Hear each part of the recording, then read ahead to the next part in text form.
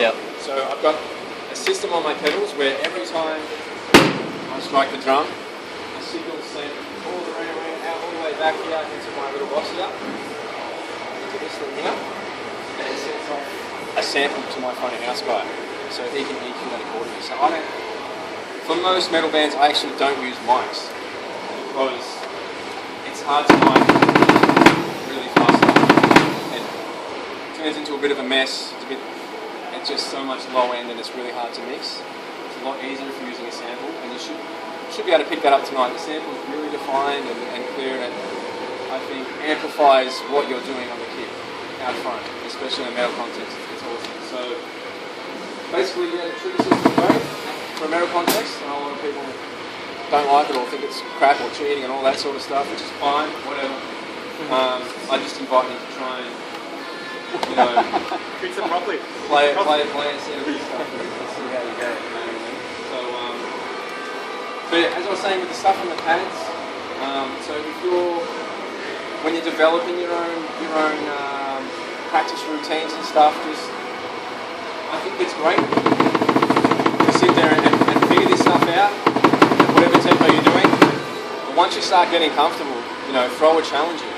Like, what could that challenge be? So for me, it was like, I'm going to throw movements on something.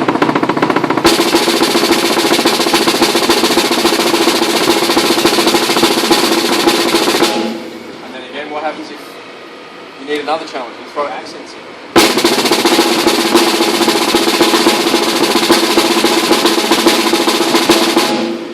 Etc. You know, you just got to try and think.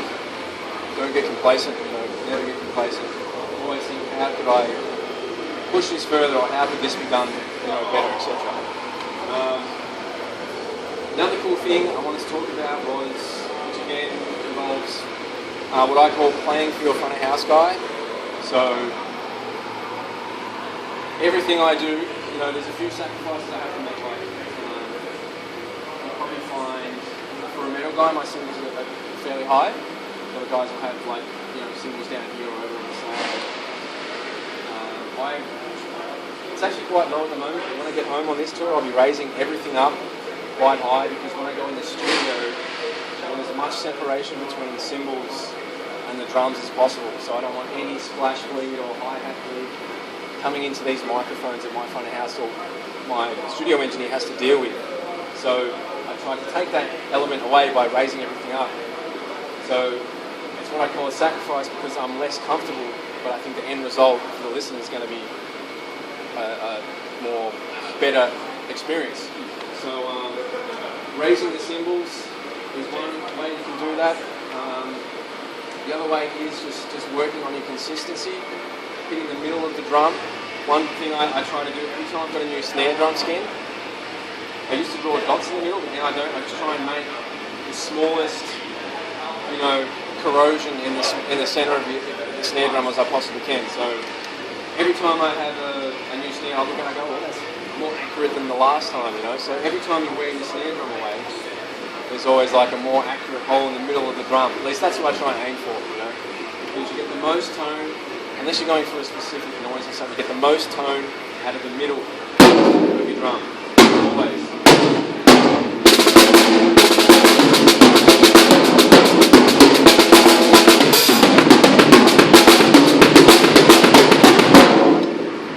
Sounds better. It really does.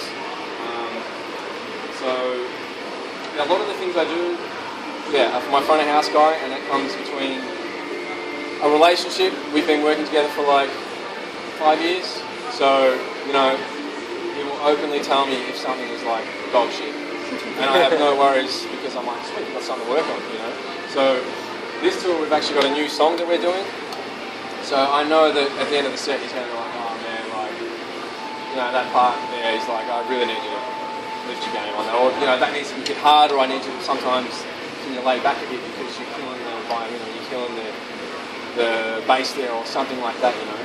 So if you do play in a band, try and organise someone and have a working relationship with someone who can work with you whenever you're gigging, and the best thing you can do is ask for serious, honest feedback, and, you know, be prepared to cry. Constructive But criticism. it's constructive, you know, like sometimes it hurts, like you work on something for so long and so hard, and some guy goes, like it sucks, or, you know, you're not hitting hard enough, or stuff like that. And as a drummer, for someone to say, you're not hitting hard enough, it's like, oh, that hurts, man. You know, that's like, drummers like to hit hard, it's like, yeah, hit hard, you know, so having someone who can tell you these things, you know, is seriously a really good key. So Troy's been great for me. And, you know, what we do now is over a course of a tour. So we just came back from 2 months in Europe.